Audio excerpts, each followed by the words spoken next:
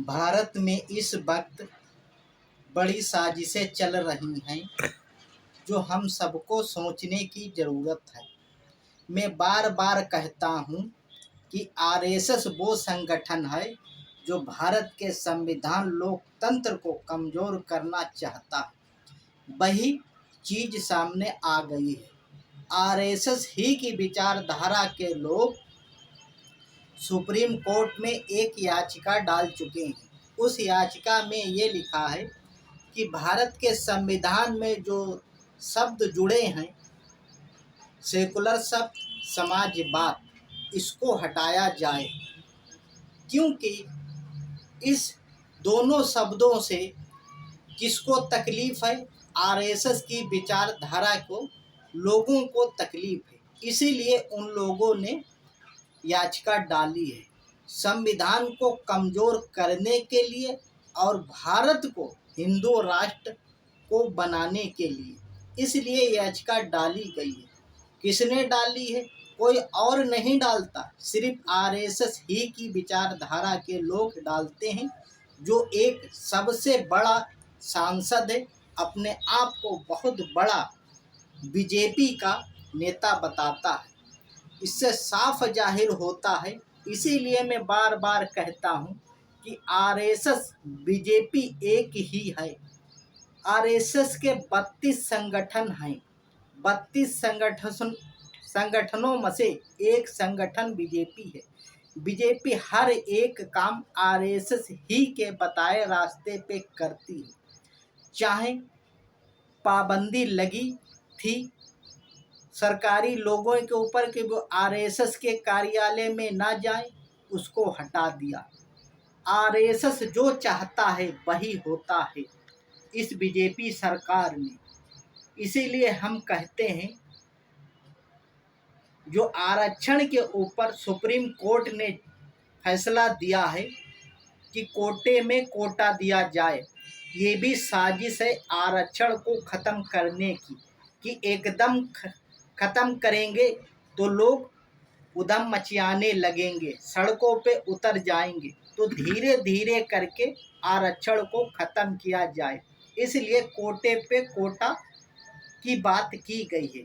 इसको याचिका लगाने वाला कोई और नहीं, आरएसएस ही की विचारधारा के लोग, बीजेपी के बड़े बड़े मंत्री और बीजेपी से जुड़े हुए लोग होते हैं। ये भारत के लोगों को, मुस्लिम, दलित, आदिवासियों को सोचने की ज़रूरत है।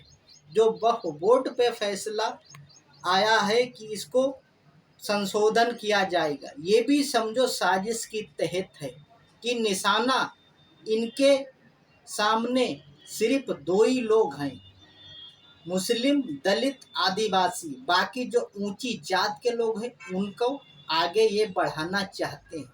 हर ऊंचे पद पर आरएसएस की विचारधारा के लोग क्यों बैठे? वो इसीलिए बैठे हैं कि भारत को हिंदू राष्ट्र बनाने की साजिश रची जा रही है। ये लोग भारत की जनता को बिल्कुल दरकिनार करते हैं, उनके मसले पे बात नहीं करते। चाहे बेरोजगारी हो, चाहे महंगाई हो, शिक्षा, स्वास्थ्य, कितने भी मुश्किलें हों, मगर उस पर बात नहीं करते। इन्हें बात करना है तो सिर्फ उन मुद्दों पे बात करना है जिससे भारत में दंगा भड़के।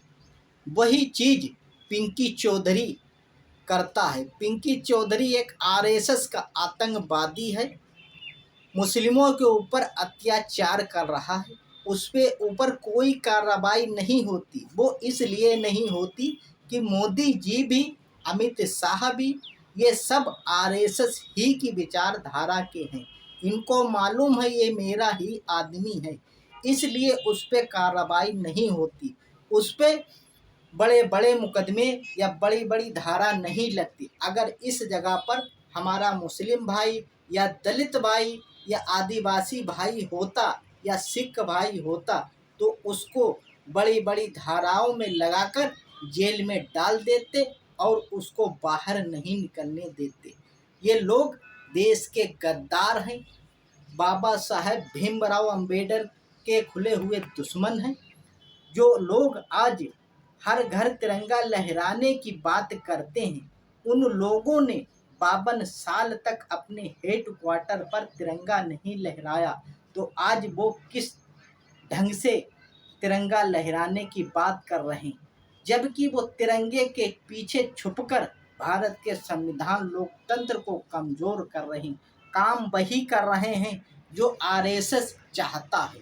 इसलिए मैं बार बार कहता हूँ कि आरएसएस वो विचारधारा है भारत को नुकसान पहुँचाने वाली, जो अंग्रेजों की दलाली करते थे आज भी वही वो काम करते हैं।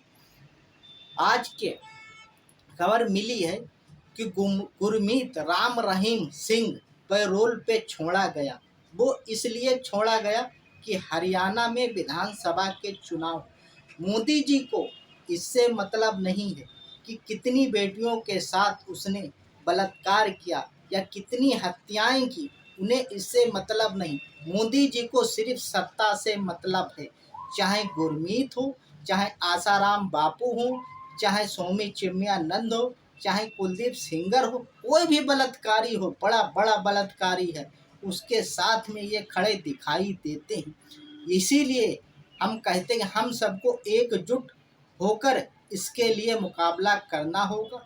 हमारी बेटियों को इंसाफ जब ही मिल पाएगा जब हम एकजुट होंगे, वरना ये संस्कारी देश को नुकसान पहुंचाते रहेंगे, हमारी बहन बेटियों के साथ अत्याचार होता रहे।